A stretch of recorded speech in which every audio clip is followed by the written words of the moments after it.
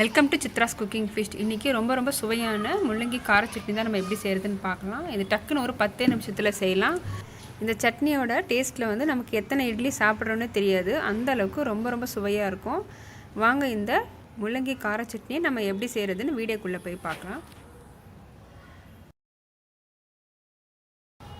இந்த சட்னி செய்கிறதுக்கு ஃபஸ்ட்டு நான் 2 டேபிள் ஸ்பூன் ஆயில் ஆட் பண்ணிக்கிறேன். ஆயில் சூடானதும் 2 டேபிள் ஸ்பூன் வந்து கடலைப்பருப்பு சேர்த்துக்கலாம். 2 டேபிள் ஸ்பூன் வந்து உளுத்தம்பருப்பு, 1/2 டீஸ்பூன் வந்து சீரகம்.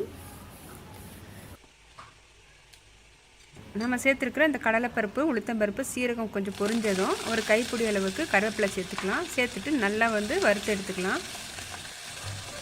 நம்ம சட்னி செய்யும் போது எந்த அளவுக்கு கருவேப்பிலை சேர்க்க முடியுமோ அந்த அளவுக்கு நம்ம சேர்த்துக்கிட்டால் நம்ம உடம்புக்கும் ரொம்பவே நல்லது. அதுக்கப்புறம் பார்த்திங்கன்னா ஒரு முள்ளங்கி நான் பொடியாக கட் பண்ணி வச்சுருக்கேன். இந்த முள்ளங்கி நான் உள்ளே சேர்த்துக்கிறேன்.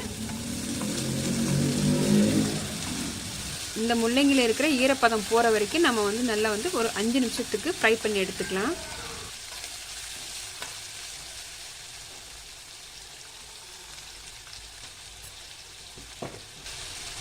தேவையான அளவுக்கு நான் கொஞ்சமாக உப்பு சேர்த்துக்கிறேன்.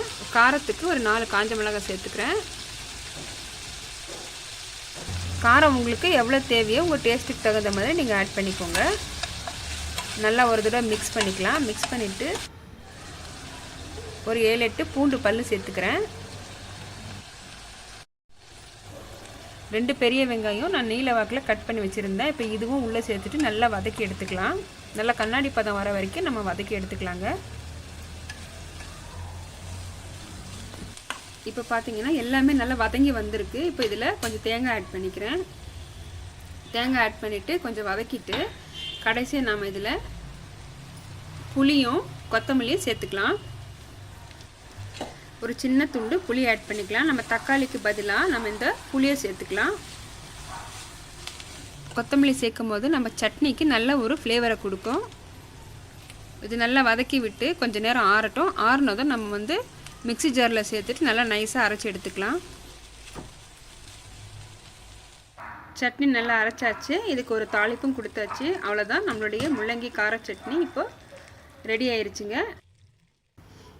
இந்த சட்னிக்கு நமக்கு இட்லியும் ரெடியாக இருக்குது. இந்த சூடான இட்லிக்கு இந்த சட்னி வச்சு சாப்பிடும்போது டேஸ்ட் ரொம்ப நல்லாயிருக்கும். கண்டிப்பாக ட்ரை பண்ணி பாருங்கள். தேங்க்ஸ் ஃபார் வாட்சிங்.